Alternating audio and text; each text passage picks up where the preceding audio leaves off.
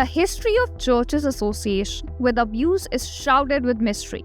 But time and again, some inquiry or some report comes up and the darker truth is revealed. This time it's happened again and led to other developments as well. Today, we'll decode the United Kingdom's church abuse scandal that led to Justin Welby's resignation.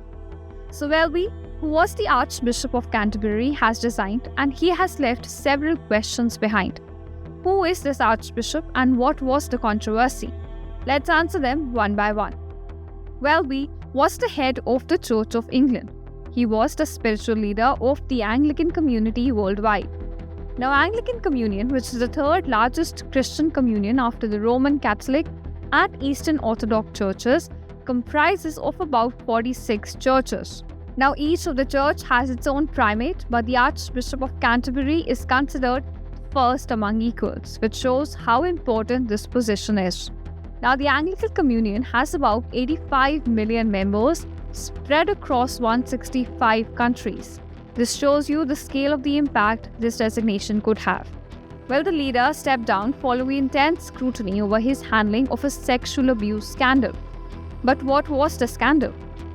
The controversy involved John Smith QC, a barrister who was accused of abusing numerous boys and young men over decades. He sexually, psychologically, and physically tortured over 100 boys and young men at Christian summer camps. He kept them quiet by convincing the young children that the way to Christ was through suffering. Now, these unfortunate incidents took place in 3 countries, including United Kingdom, Zimbabwe, and South Africa over a span of 5 decades. So where does Welby come in the picture? Well, a report has been released which highlights a conspiracy of silence surrounding Smith's actions.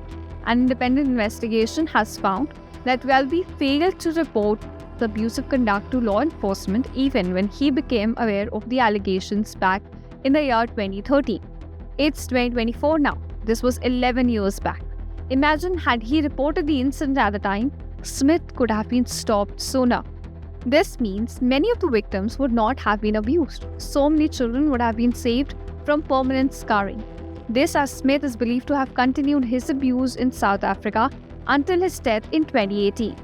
In fact, Welby's resignation also came after the pressure on him escalated too much.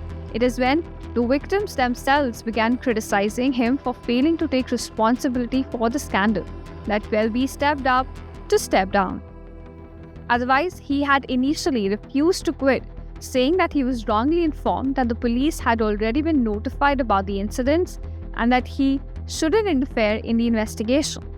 Now, these actions are not just limited to him. The responses that came from the Church of England and other leaders at large were inadequate and amounted to a cover-up for Smith's actions.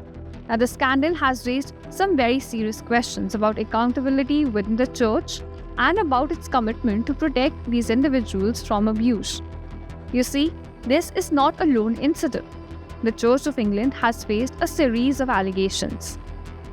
Priests and other officials have been found misusing their positions to abuse young men and women. About 390 people associated with the church were convicted of child sexual abuse between 1940s and 2018. In fact, the report reveals that churches have become a place where abusers think they can easily hide. Now, this is due to several reasons. First up, a culture that gives more support to abusers than victims is prevalent in these churches.